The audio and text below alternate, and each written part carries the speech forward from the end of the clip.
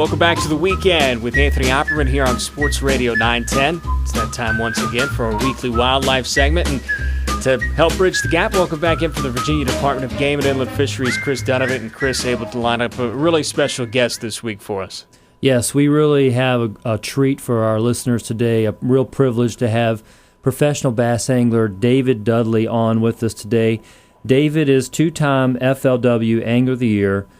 He's the Forest Wood Cup champion in 2003, the 2002 Ranger M1 champion, 2009 Ultimate Match Fishing champion, and currently the all-time leading money winner on the FLW Tour, with wins on both BASS and FLW tours, taking his career earnings to near $3 million. He's arguably one of the best anglers in the country right now, in the world right now, and he's a fierce competitor, and what a privilege to have David on with us this morning. Thank you for being here, David. Yeah, thank you. It's likewise, it's a privilege for me to be on with you guys, too. Well, David, first and foremost, congratulations on your most recent win at Beaver Lake. Just talk about that victory, because you had to have a dramatic come-from-behind win in order to pick up the victory of that tournament. I mean, I think you likened it to hitting 2 grand slams at the bottom of the 9th inning. Just take me through the ride throughout the course of those 4 days. Yeah, well, in practice, I had not found too much. In practice, I had, tried to target the largemouth, and I had only caught 3 keeper largemouth during the 3 days of practice. And what little bit I found, I thought maybe I could do a little something with it. And so, anyways, the first day of the tournament rolled around at 11:30. I had 1 largemouth and 4 spots in the live well, and I knew at that moment. I said, "This ain't happening." So I abandoned everything I found, what little bit I found in 3 days of practice, and started to go through a practice period during the tournament on the first day, and I ended up getting a bite. And I've always said you should be able to write me a 1-page report on 1 bite, and from there I got another bite and put 2 and 2 things together, and next thing I know, I had 12 pounds in the live well going into the first day of the tournament. So after that, I felt pretty confident. The second day was similar. It was, I had took what I learned the second half of the first day and went out the rest of the day, the second day, and expanded on it again, which I went out practicing, fishing all new water.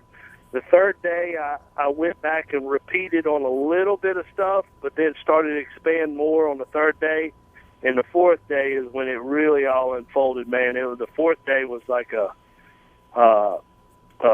very challenging day as far as making decisions, what I should do, and about noon the fourth day, I only had 3 fish in the live well, and about that time, I said, "Man, I've got to change. I've got to do something."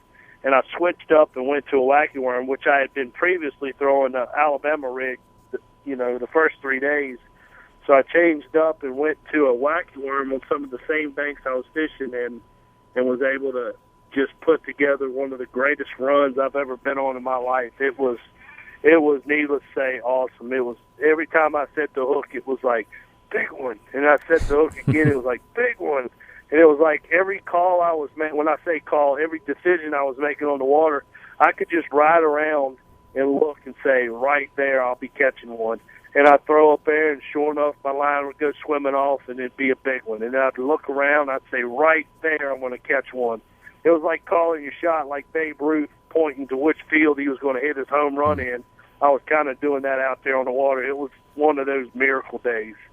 Talk about the adrenaline rush from that, David, because I know what kind of competitor you are. We had a chance to meet earlier in the year, and I can only imagine what that feeling must have been like for you, is that you just got locked in the zone. Yeah, I am a competitor. People give me a hard time when for not even letting my kids win when I challenge them in something. So I'm a fierce competitor when it comes to anything. But in fishing you got emotional highs and you got emotional lows, and it was one of those at 12:30. I was like, man, fishing stinks. and I was having a bad attitude, and the next thing I know, I'm on one of the biggest emotional highs I've ever been on.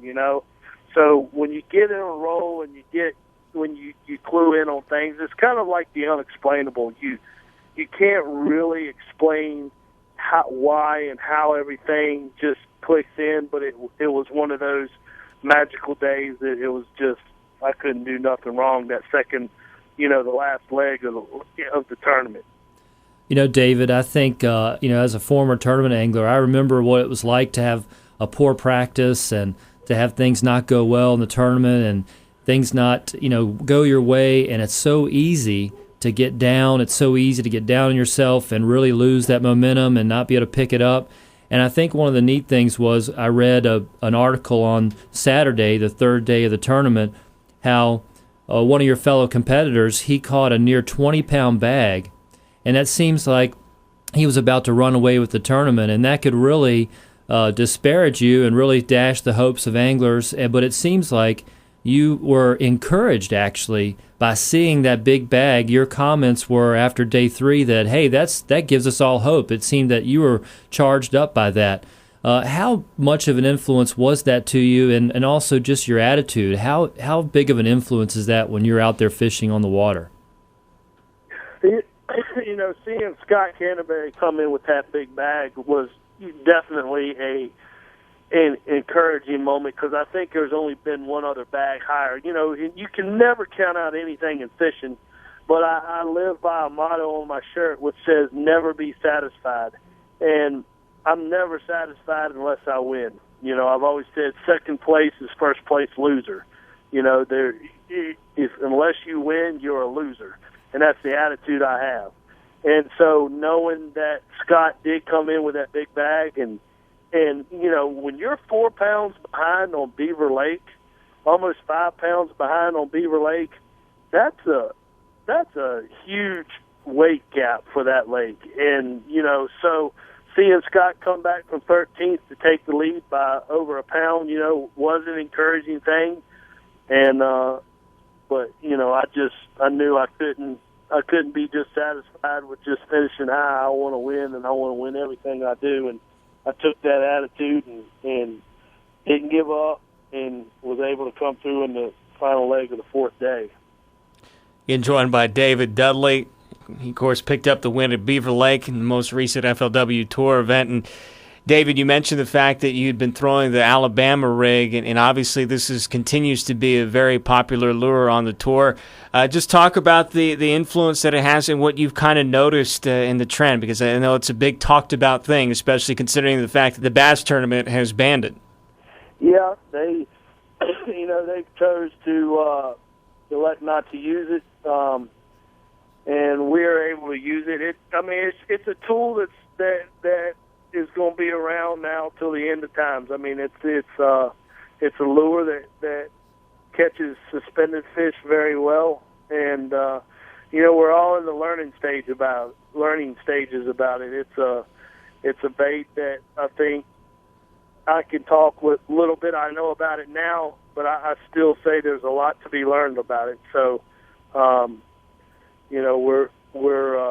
we're just learning as we go along.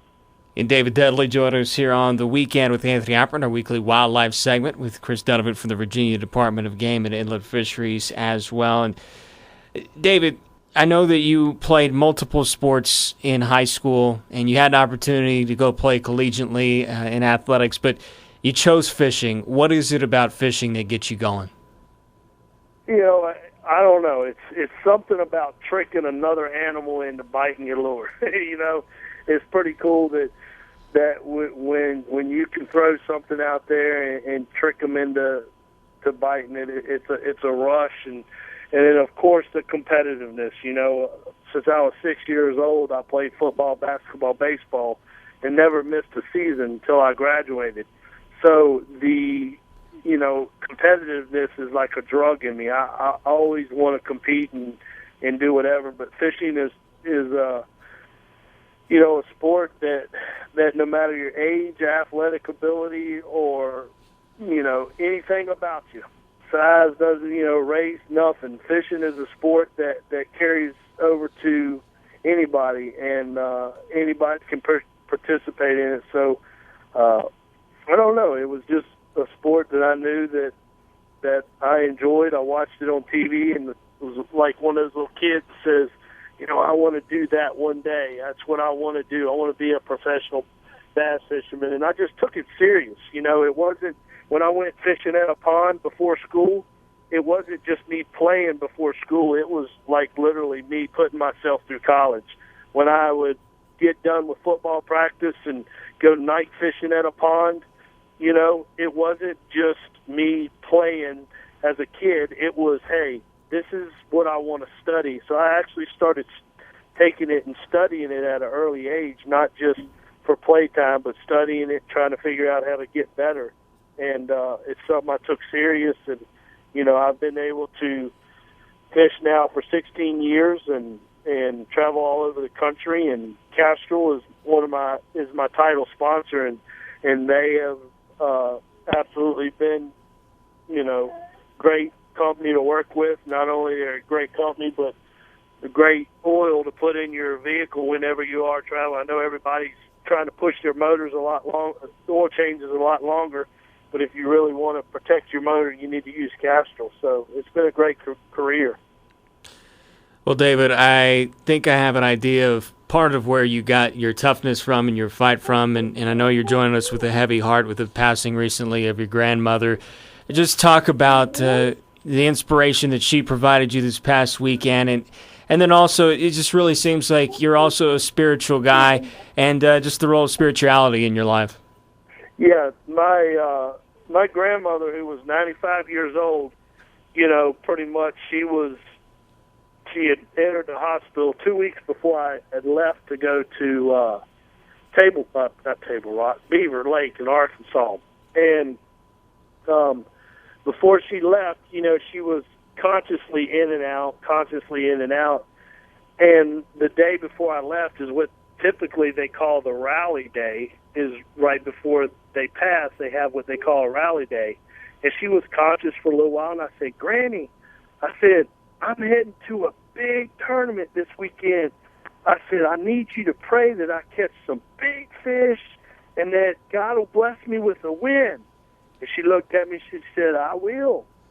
So, knowing when I left, she hadn't eaten. Now get this, before I left, she hadn't eaten in 2 days.